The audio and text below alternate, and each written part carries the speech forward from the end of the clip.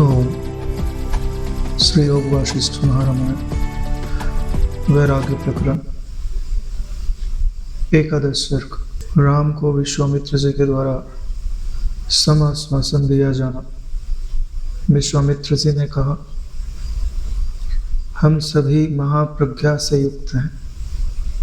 यानी जब राम जी के अनुचर ने यह बात कही कि क्या इस महासभा में कोई महामनस्वी नहीं है जो राम जी की चिंता को दूर कर सके। उनके भीतर जो समस्या जन्म ले चुकी है, क्या उसका हल किसी के पास नहीं है। जब इस प्रकार उस अनुचर ने कहा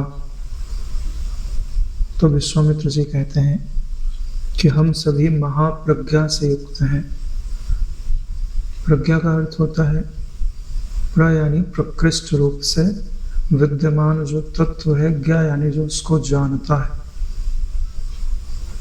तो यहाँ ये बात आप निश्चित समझ लीजिए कि जानने का जो क्षेत्र है वो बुद्धि का ही है, यानी बुद्धि ही जानती है। और जिसकी रोशनी में जाना जाता है वह परमात्मा है। ऐसे कह जरूर दिया जाता है कि परमात्मा जानता है। जानने की क्रिया परमात्मा से सत्यापित होती है। साधारण रूप से ऐसा कह भी सकते हैं कि वो जानता है, लेकिन वह कभी जानने का अभिमान नहीं करता। यह आपको निश्चित समझना पड़ेगा। यानी कभी आप पूछो कि हे परमात्मा तू क्या जानता है, तो वह कभी ये नहीं कह सकता कि मैं यह जानता हूं, क्योंकि जैसे ही वह यह बोलेगा तो बोलने के लिए उसके पास बुद्धि चाहिए। यानी बोलेगी सदैव बुद्धि ही, चाहे वो भगवान विष्णु के अंदर ही बैठ करके क्यों ना बोले। तो जो ज्ञानवान है उनकी जो बुद्धि है, जिसने प्रकृष्ट रूप से विद्यमान परमात्मा तत्व को जान लिया है, उसी को ही प्रज्ञा कहा जाता है। एक तरह से आप ये समझ लीजिए कि ऐसी बुद्धि जो अभाव में भी अपने होने पने को जानती है, दृश्य के अभाव में भी अपने होने पने को जो जानती है, उसी को प्रज्ञा कहते हैं। प्रज्ञानम ब्रह्म। जैसे विश्व के साथ विराट जुड़ा होता है, तेजस के साथ हिरण्यगर्भ जुड़ा होता है, वैसे ही प्राज्ञ के साथ ईश्वर जुड़ा होता है।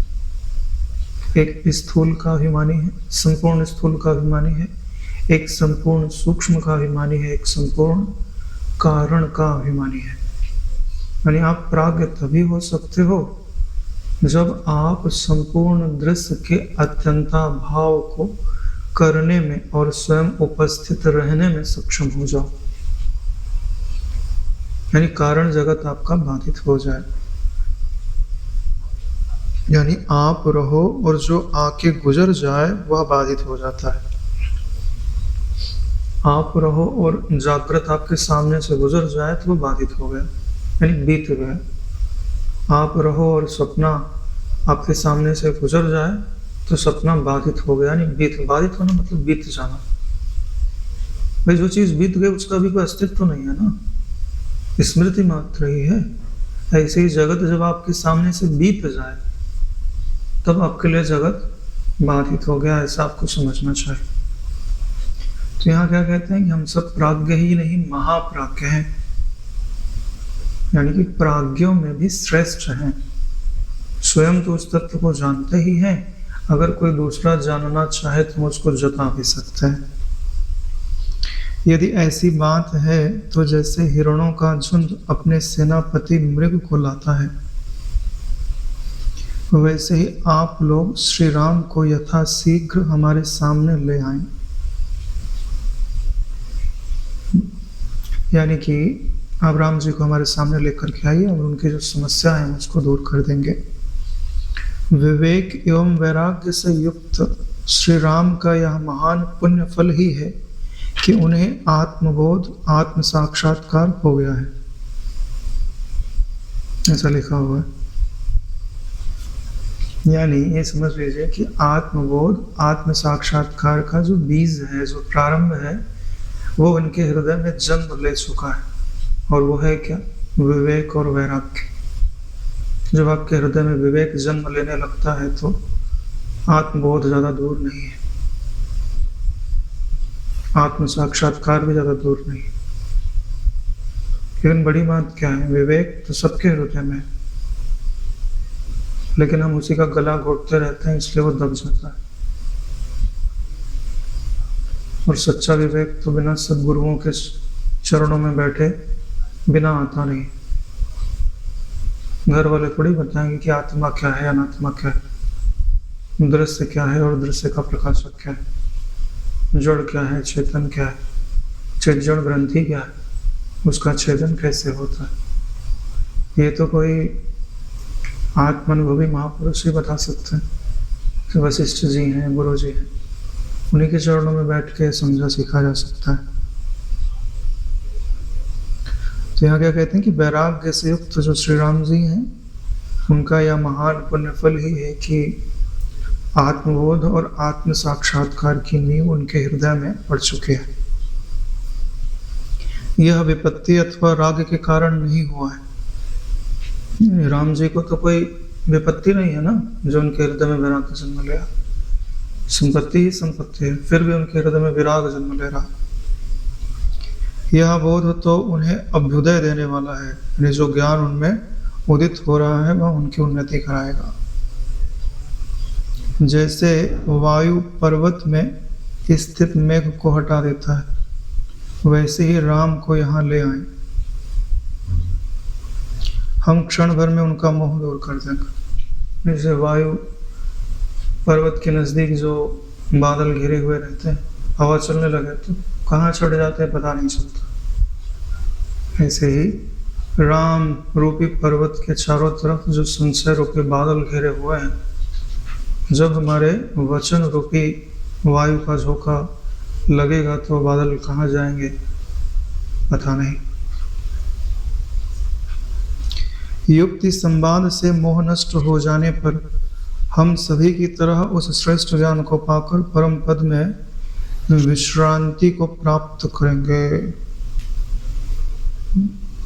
क्या वर्ड लिखा है? युक्ति संवाद से। यानी संवाद कैसा होना चाहिए नारायण? सिर्फ वर्णनात्मक नहीं, युक्ति से युक्त होना चाहिए। भाई अमेरिका वहाँ है, इतने अक्षांश पे है, ये है वो है, दिया गया। अरे नारायण ये भी तो बताओ कि हम जाएंगे कैसे वहाँ पे? भाई यहाँ से कौन सी ट्रेन जाती है, फिर वहाँ से एयरपोर्ट कैसे जाया जाता है, फिर एयरपोर्ट में से कहाँ का टिकट लिया जाता है, कहाँ उतरा जाता है, क्योंकि कनेक्टिंग फ्लाइटें भी तो होती है। बड़ा लंबा सफर है। तो सिर्फ वर्णन उद्देश्य नहीं होता, जो तत्व है उसकी अनुभूति उद्देश्य होती है।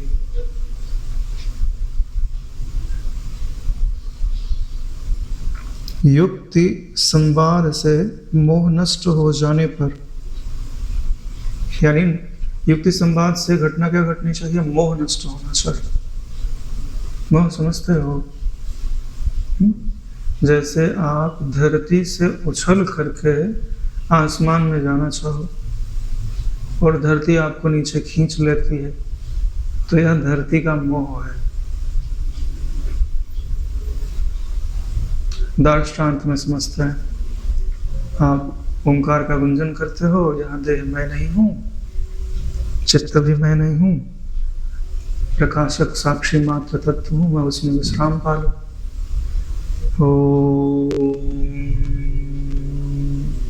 लेकिन मकार के साथ विश्राम मिलता नहीं। क्यों नहीं मिलता है? क्योंकि देह की जो आसक्ति है, संसार के पदार्थों की जो आसक्ति है, चाहे स्थूल हो चाहे सूक्ष्म हो, जो आपके चित्त को उछलने नहीं दे रही। थोड़ा सा उछलता है, फिर वो उसको अपनी ग्रेविटी के कारण नीचे खींच लेती है। इसी को मोह बोलता है। मोह का मतलब जगत का आकर्षण और अंधकार, दोनों चीजें। मोह में दोनों चीजें, एक तो जगत का आकर्षण भी है और दूसरा अंधकार भी है। देखो ऐसा समझ लो कि जैसे आप उछल रहे हो तो आपकी सीमा कितनी है, 3 फीट उछलने की। अगर 3 फीट ऊपर कोई रॉकेट लगा हुआ हो, अंधेरा है तो दिखाई नहीं दे रहा, पता नहीं कहाँ पे है, तो क्या पूरी पृथ्वी में उछलते घूमोगे? तो जीवन ही खत्म हो जाएगा। लेकिन अगर प्रकाश है, आपको दिखाई देता है 3 फीट ऊपर जो है रॉकेट की छड़ है, मैं कूद के उस पर चढ़ बैठ जाऊं तो वहां से पृथ्वी की सीमा से बाहर जा सकता हूं। तो मोह क्या करता है? एक तो जागतिक आकर्षण उछलने नहीं देता, और दूसरा अंधकार होने से जिस पे बैठकर हमें जाना है वो दिखाई नहीं देता। तो यह जो उछलना है प्रारंभ में, इसी को वैराग्य बोलते हैं। जो रॉकेट है वही ब्रह्माकार वृत्ति है, जिसपे एक बार आरूढ़ हो गए तो फिर जगत का आकर्षण काम नहीं करता। जगत का आकर्षण तभी तक काम करता है जब तक आप अपने आप को देह मानते हो। देह में से उछले और ब्रह्माकार वृत्ति में बैठे तो ब्रह्माकार वृत्ति आपको फिर देह की, संसार की सीमा से परे ले जाती है। और फिर वहां पहुंच गए तो फिर उसकी रॉकेट की जरूरत थोड़ी ना है। वहां छोड़ भी दोगे तो तुम नीचे नहीं गिरोगे, क्योंकि वहां किसी का आकर्षण या प्रतिकर्षण नहीं है। दृष्टांत जहां तक बहुत कुछ समझा देता है।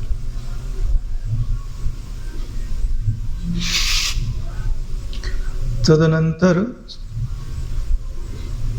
मोह नष्ट हो जाने के बाद हम सभी उस श्रेष्ठ ज्ञान को पाकर परम पद में विश्रांति को प्राप्त करें। हम सभी प्राप्त करें। तो क्या विश्वामित्र जी को भी विश्रांति प्राप्त नहीं है क्या? प्राप्त है नारायण, ठीक है। जैसे कोई धूप में कोई बच्चा परेशान घूम रहा हो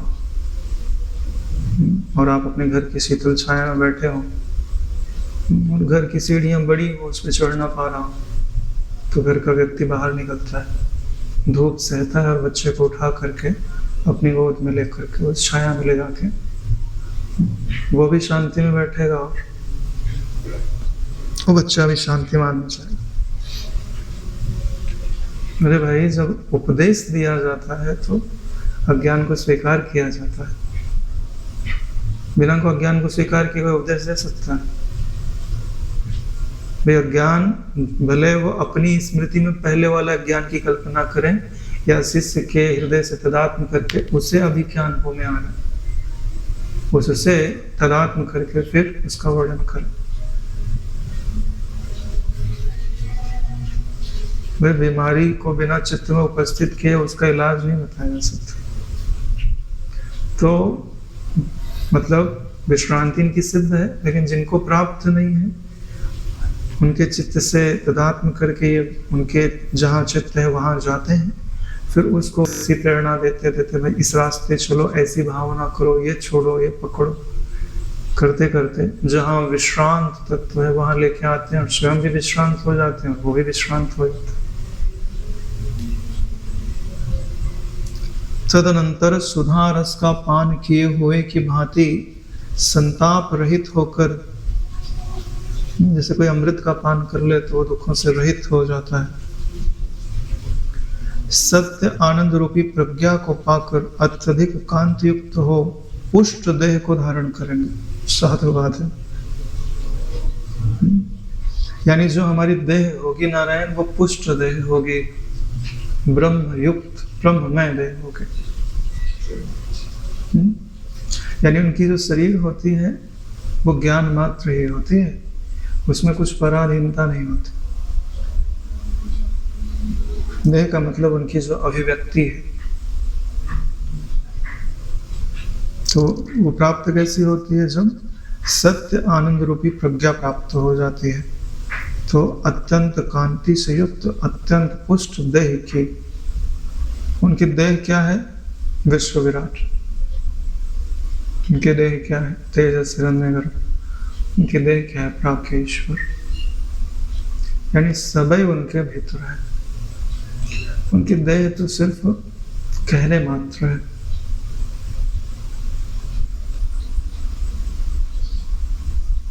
क्योंकि अपरिच्छिन्न तत्व की कोई देह नहीं होती। पुनश्च अपने मन में पूर्णता का अनुभव करते हुए वह श्री राम वर्ण आश्रम के अनुरूप व्यवहार की परंपरा का निर्बाध होकर पालन करेंगे। जब उन्हें पूर्णता प्राप्त हो जाएगी तो अपने वर्ण आश्रम धर्म के अनुसार, यानी क्षत्रिय हैं तो क्षत्रिय के समान अपने व्यवहार का पालन करेंगे। बुद्ध की तरह नहीं है ना, ज्ञान पाने के लिए उन्होंने छोड़ दिया, फिर उनके राज्य का क्या हो, इसका क्या हो, ध्यान नहीं दिया ना बहन। हमारे यहाँ वो परंपरा नहीं है। हाँ, जब तक आत्मबोध नहीं पाया तब तक की बात अलग है। आत्मबोध पाने के बाद पलायन नहीं है। जिसका जो कर्तव्य है वो करते हैं। राम जी का जीवन देख लो, कृष्ण जी का जीवन देख लो, जनक जी का जीवन देख लो।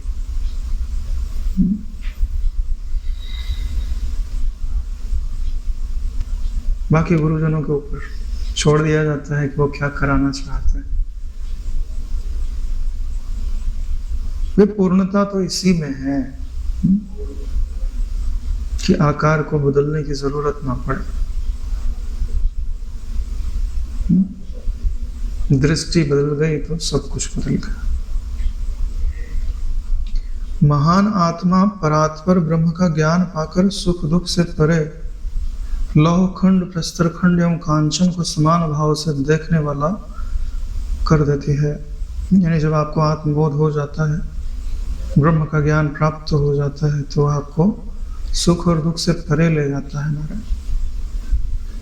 फिर चाहे लोहा हो, चाहे पत्थर हो, चाहे सोना हो, तीनों को आप क्या देखते हो? एक समान देखते हो।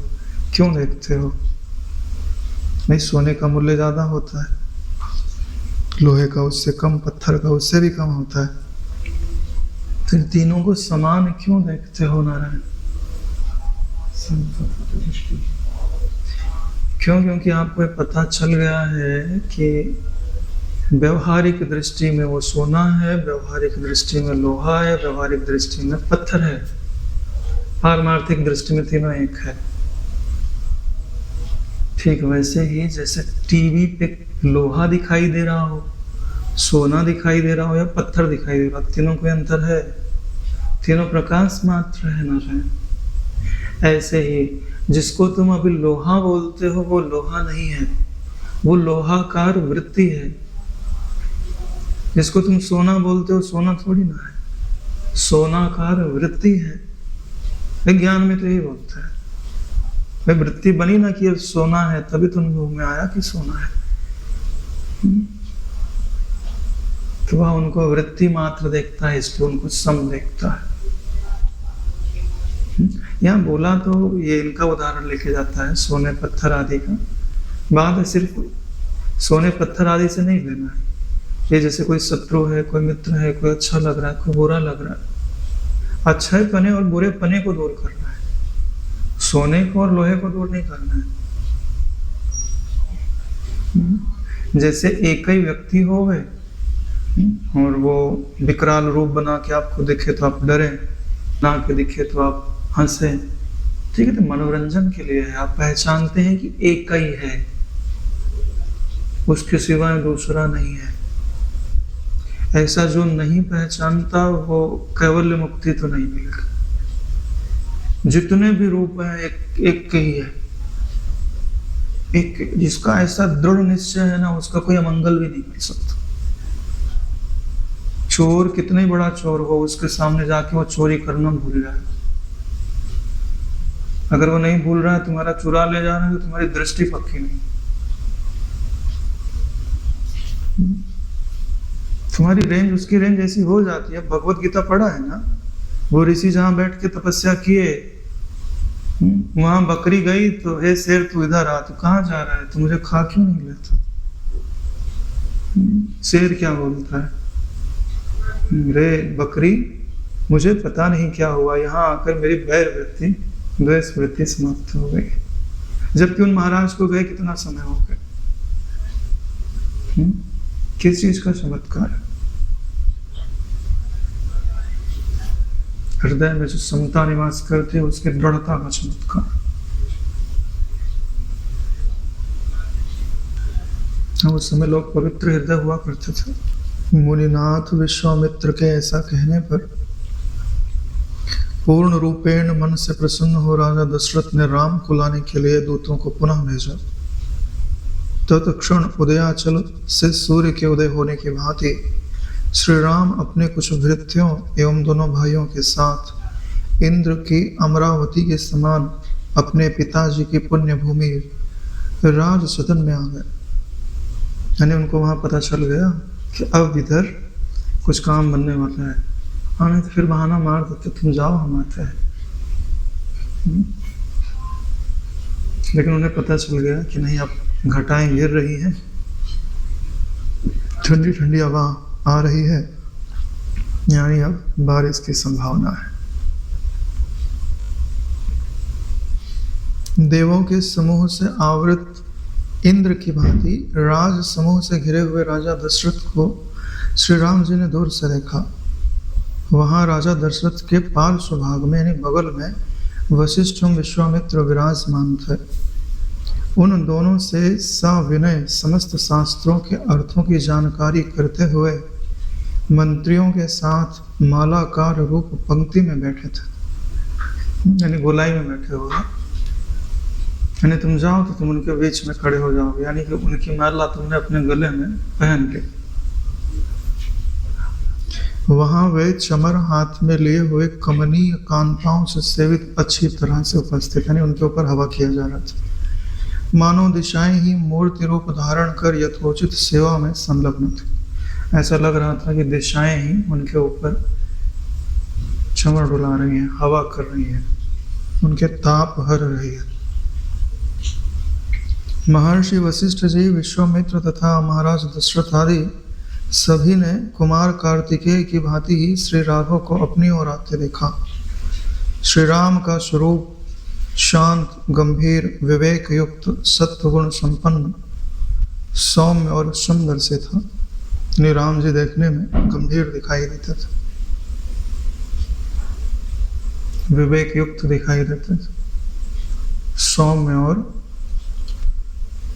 सत्वगुण संपन्न दिखाई देते थे, सुंदर से। यानी इतना तो उन्होंने राम जी को देखते ही जान लिया। मुख की स्थिति भी बहुत कुछ बता देते हैं, गंभीरता है कि नहीं है, परेशानी है, प्रसन्नता है कि समता है, चेहरा ही बता देता है, परखने वाला अगर परख सके तो। और वो लोग तो भाई वृत्तियां तक पढ़ ले, आंखों में एक्सरे मशीन लगी रहती है, तो क्या ना जान ले वे। हिमाचल की तरह उनमें शीतलता थी, यानी उनको देखते ही हृदय शीतल हो जा रहा। उनकी आकृति शुभ मंगलमयी थी। श्री राम का हृदय विनय एवं उदारता से संपन्न था। उनका शरीर कमनीय परम शांत था तथा वे परम पुरुषार्थ के एकमात्र अवलंब थे, यानी उन्होंने परम पुरुषार्थ से जो प्राप्त होता है उसको वो धारण करना चाहते थे। अवलंब यानी सहारा। परम पुरुषार्थ परमार्थ तत्व के लिए ही किया जाता है, बाकी चीजों के लिए जो किया जाता है उसे परम पुरुषार्थ तो नहीं कहते। पुरुष के अर्थ जो प्रयत्न है वही पुरुषार्थ कहा जाता है। उस समय युवावस्था का शुभारंभ होने पर भी वे वृद्ध जनों की भांति शांति से शोभायमान थे।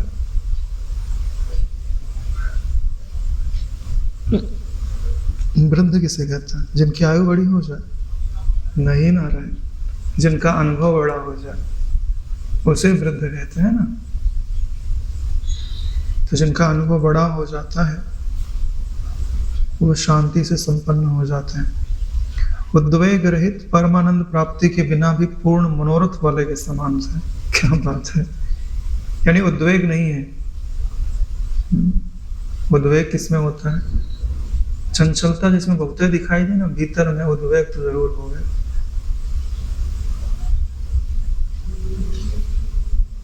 क्योंकि जिसको भीतर में रस मिलता है तो भीतर में वो शांतिमान होने लगता है। कितनी बढ़िया बात बताई गई है कि बिना परमानंद प्राप्ति के वो पूर्ण मनोरथ दिखाई देता है। ऐसा भी हो सकता है। नारायण जब ऐसा होता है भाई तब तो वो अधिकारी होता है। परमानंद नहीं मिला फिर भी सारी इच्छाएं छोड़ के बैठा है। पूर्ण मनोरथ इसी को तो बोलते हैं। कुछ नहीं चाहे मुझे तो पूर्ण मनोरथ हो गया ना। जिन्होंने संसार की यात्रा का भली भांति विचार कर लिया है कि संसार यात्रा क्या है और इसकी मंजिल क्या है, लक्ष्य क्या है। पवित्र गुणों के पात्र महासत्व के लोभ से उन समस्त गुणों का आश्रय प्राप्त कर लिया था। राम जी ने पवित्र गुणों को धारण कर लिया है। और किस लिए धारण किया? महासत्व के लोभ से। जो परमात्मा है वही महासत्व है, महासत्य है। उसी को प्राप्त करने के लोभ से पवित्र गुणों को, क्षमा है, संतोष है, धैर्य है, प्रसन्नता है, समता है, अर्थात सभी गुण उनके आश्रित थे। उदार श्रेष्ठ पूर्ण अंतःकरण अर्थात गुहा आनंद से युक्त, यानी कि हृदय के अंदर जो छिपा हुआ आनंद होता है। उद्वेग रहित व्यवहार से श्रेष्ठ दर्शन देने वाले थे। यानी उनके दर्शन से ही पता चल रहा है कि वो उदार है, श्रेष्ठ है। उनके हृदय में छिपा हुआ आनंद है, प्रकट नहीं हुआ है लेकिन है। उसी के कारण तो सारे पूर्ण मनोरथ हुए हैं, सारी इच्छाएं छोड़ सके हैं। वो ना हुए तो कोई नहीं छोड़ सकता हमारा। इस प्रकार के गुणों से युक्त मंद मुस्कान के सदृश अति स्वच्छ अपने हार एवं वस्त्रों को धारण करने वाले, चंचल सुंदर चूड़ामणि की प्रभा से मानव धरती के कंपन से चंचल सुमेरों की भांति कांति से युक्त नतमस्तक हो राम जी ने प्रणाम किया। यानी राम जी के चेहरे पर मंद मुस्कान है। उन्होंने स्वच्छ हार एवं वस्त्र पहने हुए हैं और उनकी जो कांति है वो धरती के कमल के जैसी है। और जैसे सुमेरु होता है एकदम सीधा बलवान, वैसे ही उन्होंने प्रणाम किया गुरुजनों को। इस प्रकार मुनि द्वारा राम को बुलाओ ऐसा कहने पर ही पिता के चरणों में प्रणाम करने हेतु कमल सदृश नेत्र वाले श्री राम उपस्थित हो गए। सर्वप्रथम पिताजी को प्रणाम किया। तदनंतर सम्मानीय वशिष्ठ जी एवं विश्वामित्र जी आदि मान्यों के मान्य मुनियों को, तत्पश्चात विप्रगणों बंधुओं को, तदुपरांत श्रेष्ठ गुणवान मित्रों को अभिवादन किया। सबसे पहले वैसे तो प्रणाम वशिष्ठ जी को करना चाहिए था, लेकिन उन्होंने सबसे पहले प्रणाम किसको किया है? पिताजी को किया है। क्यों किया है नारायण?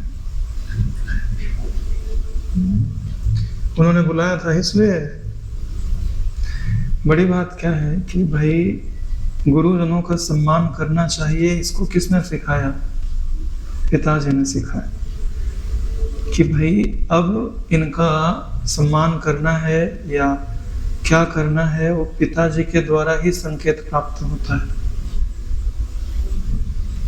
क्योंकि उन्होंने बुलाया है और उन्हीं से जानकारी मिलती है कि यहाँ क्या हो रहा है।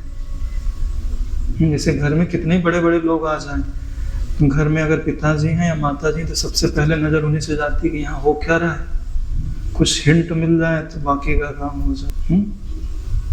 नहीं तो पता ही नहीं चलेगा ना हो क्या रहा है यहाँ पे। भाई ये विश्वामित्र जी काहे के लिए आए हैं? वशिष्ठ जी, चलो वशिष्ठ जी तो पहले से रहते हैं, विश्वामित्र जी आए हैं तो क्या माजरा चल रहा है, सारी जानकारी पिता से ही प्राप्त होती है। इसलिए सबसे पहले पिता को प्रणाम किया जाता है।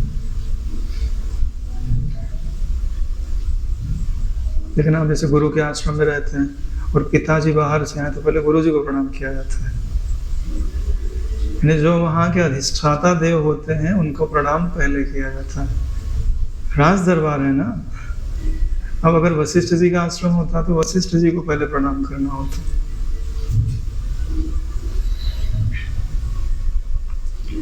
तदनंतर नृपगणों द्वारा की हुई प्रणाम परंपराओं को मस्तक झुकाकर प्रसन्न दृष्टि एवं मधुर वाणी से बोलकर स्वीकृत किया। इन्होंने प्रणाम किया तो सब लोगों ने भी प्रणाम किया, तो उसे इन्होंने स्वीकार किया। समान भाव से युक्त मानस वाले एवं देह सदृश सुंदर श्री राम को दोनों मुनियों ने आशीर्वाद प्रदान किया। तदुपरांत वे अपने पिताजी के समीप आकर सानिध्य लाभ प्राप्त किया, यानी कि पिताजी के समीप जाकर के झुककर प्रणाम किया होगा तो पिताजी ने सिर पे हाथ फेरा। तदनंतर राजा दशरथ ने चरण बंधन में तत्पर श्री राम के मस्तक का शीघ्रता से स्पर्श किया और बारंबार आलिंगन कर चुंबन किया, यानी अपना प्रेम प्रदर्शित किया। इस प्रकार वीर शत्रुहंता राजा दशरथ ने घनीभूत स्नेह से युक्त अंबुज राजहंस के भांति लक्ष्मण और शत्रुघ्न का भी आलिंगन किया, यानी शत्रुघ्न और लक्ष्मण भी वहां गए हैं। फिर राम जी को बुलाया है, वो तो जाएंगे, परछाई है उनकी जहां वो जाएंगे। हाँ, शत्रुघ्न के साथ मगर धोखा हुआ, खाली लक्ष्मण को ही भेजा गया, शत्रुघ्न को छोड़ दिया गया। बोले क्यों छोड़ दिया गया? भाई कोई इधर भी तो रहना चाहिए। तदनंतर हे वत्स गोद में आकर बैठो, ऐसा राम के द्वारा कहने पर भी सेवकों द्वारा भूमि में बिछाए हुए वस्त्र आसन पर ही विराजमान हो गए, यानी नीचे ही बैठ गए। जबकि पिताजी बोल रहे थे आओ हम बगल में सिंहासन पे, बहुत जगह रहती है, बड़ा सिंहासन होता है, बैठ सकते हैं।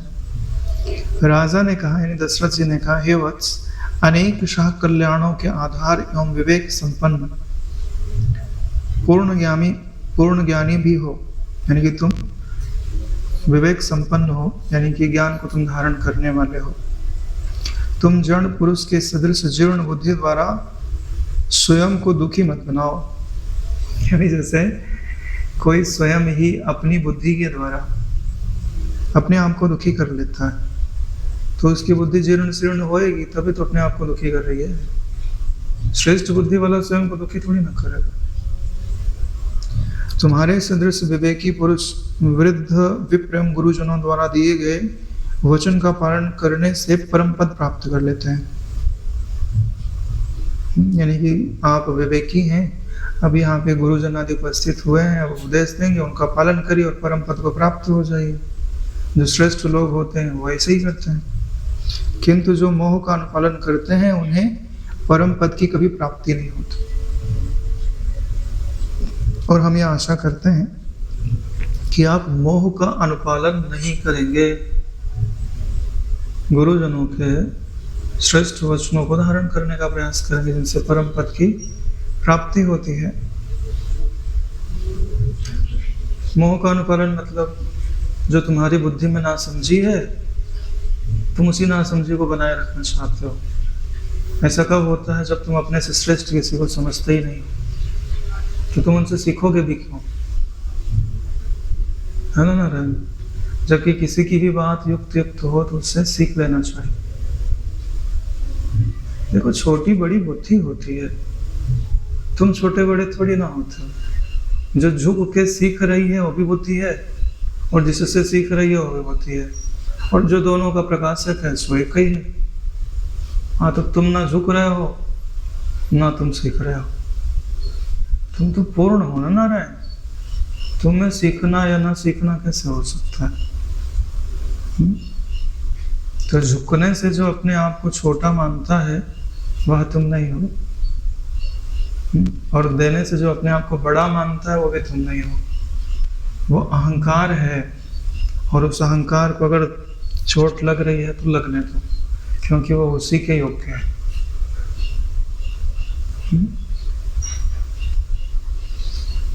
जब तक हृदय में मोह के प्रसार का अवसर नहीं दिया जाता, तभी तक ये सभी विपत्तियां तुच्छ होकर दूर बनी रहती हैं।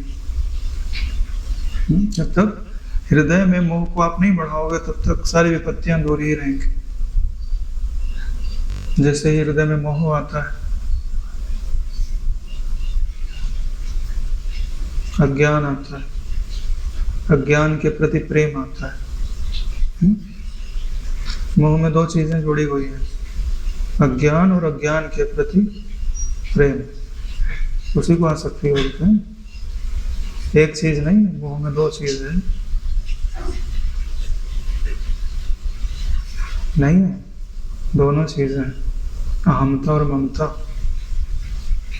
मोह में दोनों आते हैं, खाली अहमता आवे नहीं, ऐसे ममता भी है। इसी को बोलते हैं अज्ञान भी है, और अज्ञान के प्रति, अज्ञान के कारण जो दिखाई देता है उस भ्रांति में आ सकती है। दोनों चीज जब तक नहीं छूटती तब तक परम पद की प्राप्ति नहीं होती। श्री वशिष्ठ जी ने कहा, हे राजपुत्र, हे महाबाहो, आप श्रेष्ठ सूरवीर हैं। अब यहाँ युद्ध तो करना नहीं है, लेकिन श्रेष्ठ सूरवीर किस लिए कहा जा रहा है? अरे नारायण, युद्ध सिर्फ शस्त्र से नहीं होता, शास्त्रों से भी तो युद्ध ही होता है। सबसे बड़ा शत्रु तो भीतर ही खड़ा है, जो दिखता तो नहीं मगर करोड़ों बार तुम्हें मार चुका है, करोड़ों बार तुम्हारे मान का मर्दन कर चुका है। कौन है वो? अहम था, अज्ञान। तो अगर आप श्रेष्ठ सूरवीर हैं तो भीतर में जो अहंकार है, क्या आप उसका गला काट सकते हैं, पराजित कर सकते हैं? आपने दुख के प्रारंभिक शुरू होने वाले विषय रूपी सभी शत्रुओं को जीत लिया है, जो कि बहुत कठिनाई से विनष्ट किए जाने वाले होते हैं। यानी जो आसक्ति है उसको आपने जीत लिया। ये तो वृत्त ने बताया तभी पता चल गया था। इस तरह से महान ज्ञानवान होते हुए भी आप अज्ञानी व्यक्तियों की योग्य जड़ता एवं तरंगों के समान व्यामोह के सागर में क्यों निमग्न होते जा रहे हैं? यानी यही तो मुख्य बात है। क्या बोले? इच्छा है नहीं तो बंधन होना नहीं चाहिए। जब आपने समस्त आसक्तियां छोड़ दी तो शायद आपके दुख का कोई कारण भी नहीं होना चाहिए। तो आप व्यर्थ ही अज्ञानी व्यक्तियों की तरह अज्ञान को क्यों स्वीकार करते हो, और अज्ञान के कारण उत्पन्न होने वाली चंचलता को क्यों स्वीकार करते हो? व्यामोह के सागर में आप निमग्न क्यों होते? श्री विश्वामित्र जी ने कहा, हे राजकुमार, आपके नेत्रों में हिलने वाले नील कमल जैसी जो चंचलता विद्यमान है, उसमें आपके चित्त की व्यग्रता ही कारण प्रतीत होती है। यानी कि राम जी के नेत्र नीले कलर के दिखाई दे रहे। नील कमल से उपमा दी है तो नीला ही होंगे। हालांकि अभी धरती पे कुछ व्यक्ति ऐसे हैं कि जिनके नेत्रों का रंग नीला होता है। भूरा तो देखा ही है ना, तो नीला भी होता है, बहुत कम होता है, 1-2%, उससे भी कम, लेकिन होते हैं। अप्सराओं के भी नेत्रों का रंग नीला कलर होता है, पिशाचिनियों के भी नेत्रों का कलर नीला होता है। नेत्र से पता चल जाए कि ये मनुष्य है कि, हालांकि नेत्र से अगर पहचान सको तो बहुत ही बड़ी बात है। हाँ, तो उसमें व्यग्रता, चित्त की व्यग्रता है, उसी के कारण नेत्र चंचल दिखाई दे। आप उस व्यग्रता को त्याग कर बताएं कि क्या कारण है। यानी जो व्यग्रता है हृदय में, उसको छोड़ दीजिए, उसका इलाज हम कर देंगे। अब बताओ भाई, कारण क्या है इसका, जिससे यह मोह आपको व्यग्र कर रहा है? आपके हृदय में जो यह मोह प्रकट हुआ है, उसका मूल कारण क्या है? क्योंकि अगर आप दुखी हो, चिंतित हो, परेशान हो, तो भाई ज्ञानी जन इसका कारण सिर्फ मोह को ही कहते हैं। मोह ही तो आग्रह लेके आता है, और आग्रह ही दुख के रूप में परिणत होता है। आग्रह नहीं तो कहीं दुख नहीं है। जो हो रहा है उसे स्वीकार कर लो, तो कितनी ही विषम परिस्थिति में तुम मुस्कुरा सकते हो। नहीं मुस्कुरा सकते, मुस्कुरा सकते अगर तुमने स्वीकार कर लिया ना, भाई बस हो रहा है। क्योंकि कितने जन्मों में इससे भीषण परिस्थितियों से आप गुजर के आए हो, अभी भी तो मुस्कुरा रहे हो ना। तो जिस समय वो परिस्थिति थी, उस समय अगर इस समय की स्मृति भाई इतने साल बाद मैं मुस्कुराऊंगा तो उस समय भी वहां मुस्कुरा देता। ये मानसिक आधियां, चिंताएं जो चूहों की तरह बिल बनाकर घर को नष्ट कर दिया करती हैं। यानी जो आप में ये मानसिक चिंता दिखाई दे रही है, ये आपके शरीर को नष्ट कर देगी। जैसे चूहे आप अपने घर में रहने दो तो क्या करेंगे? अरे तुम्हारे घर की दीवार गिरा देंगे भाई, बिल बनाएंगे ना। अभी चलो पक्का घर हो गया, पहले कच्चे घर होते थे तो बिल बनाते थे, बिल बना लिए, फिर बारिश हुई तो बिल के अंदर पानी भर गया, पानी भर गया तो दीवार धम। छोटी मोटी बिल थोड़ी होती है, इतने मोटे मोटे चूहे छान डालते। अखंडानंद जी बताया करते थे कि एक बार उनके खेत में गेहूं की खेती हो गई तो सब काट वाट के ले जा लेते हैं।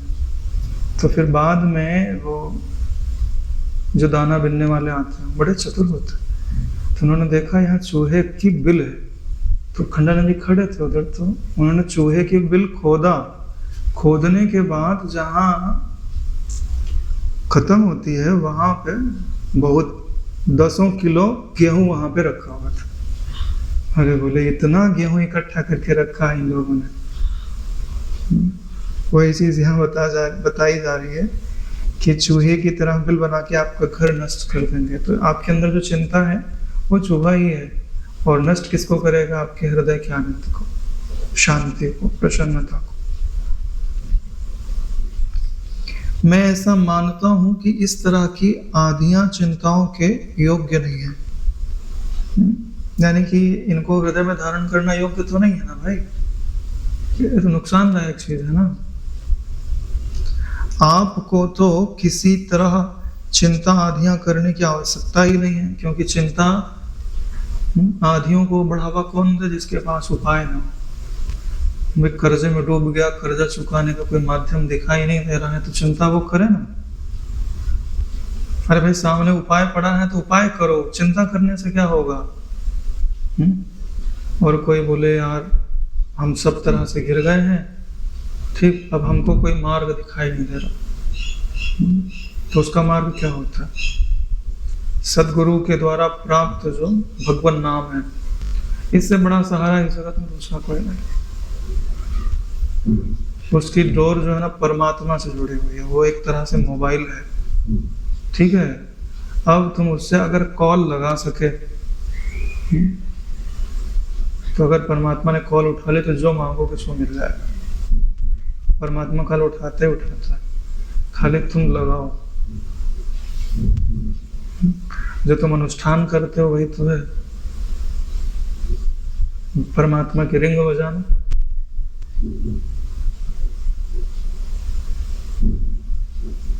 हे अनग, आप हमारे समक्ष अपने मन की सभी बातें बताइए। आप अपने समस्त अभीष्ट मनोरथों पदार्थों को प्राप्त कर सकें, यानी आप जो भी चाहते हैं हम आपको दिला देंगे। सभी मानसिक आधियां चिंताएं आपको किसी तरह का कष्ट नहीं दे पाएंगे, यानी हम उन सब को दूर करने में समर्थ हैं।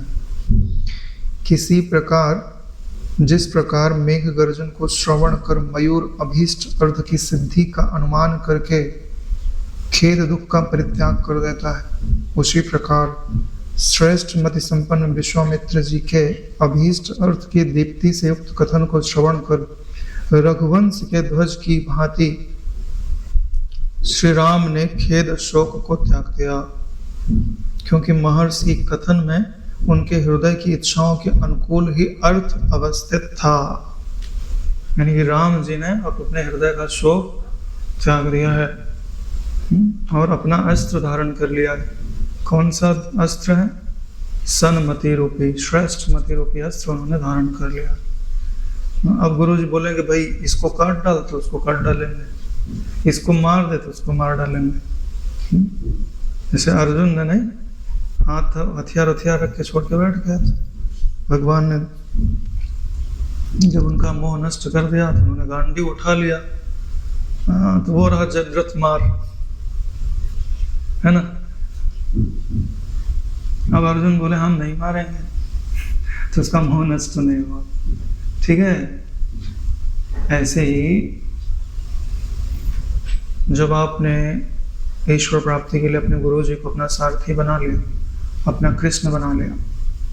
तो गुरु जी जिसकी ओर इशारा करते हैं कि यह वृत्ति रखने योग्य नहीं है, इससे हमता ममता का त्याग करते तो उसे धराशायी कर ही देना चाहिए। अब चाहे तुम्हारे संबंध में कुछ भी लगता हो, तुम्हारी कितनी ही प्रियता क्यों ना हो, उस प्रियता को मूल्य मत दो, सत्यता को मूल्य दो। यहीं पर ये इति वैराग्य प्रकरणे राघव सम आश्वासनम नाम एकादश सर्ग। 11वां सर्ग यही पूर्ण होता है, आज ही विश्राम लेता है।